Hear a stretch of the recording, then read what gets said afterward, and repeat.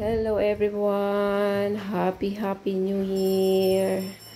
Ito, mayroon tayong mat dito para i-ready natin. Gagawa kasi tayo ng ano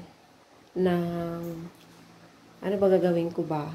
Yung wrapper para sa aming gagawing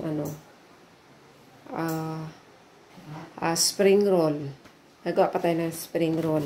Chicken spring roll. So, ayan. Labas natin yung machine. Tsaka ito. Labas natin yan. Meron na akong na-ready dito na harina. Na ayan ang atin dyan. Harina. Na-ready ko na dyan. So, ayan. Ayan. Meron na rin tayong na-ready ko na rin yung giniling na chicken meat yan with carrots at saka mga spices. So, na-ready ko na yan para gawin nating spring roll. At dahil dyan, gagamitan ko ng ito ang aking gagamitin para pantay-pantay ang laki. So, yan ang ating gagamitin ngayon. Kaya, ayan, umpisahan ko na kung paano gawin yung aking pambalot. Yung hindi na kami bibili ng balat ng lumpia. Yan. Atin na nang nasimulan na natin yung pagmasa. Dito ko ginagawa yung pagmasa kaysa gamitan ko ng rolling pin. Ito yung ginagawa ko. Dito na lang. At kung makikita nyo yan, ginamitan natin ng harina para hindi siya dikit-dikit. Diba? Ayan para hindi magdikit-dikit. So, gamitan natin ng harina guys. Habang minamasa natin. Iyan, sa ngayon medyo maluwag-luwag pa. Mamaya, saka natin may number naman yan.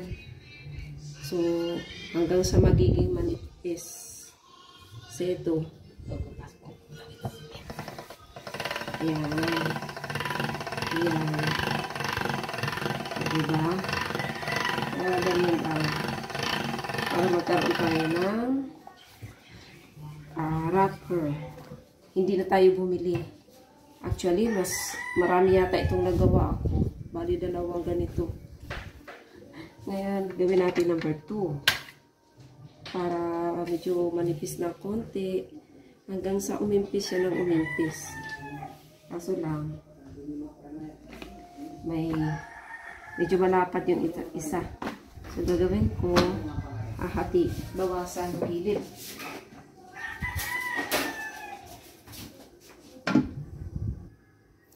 Ayan guys, nakagawa na tayo. Diba? Ayan Ito, panggawa ng dumpling, pang wonton, pang, ano ba tawag doon?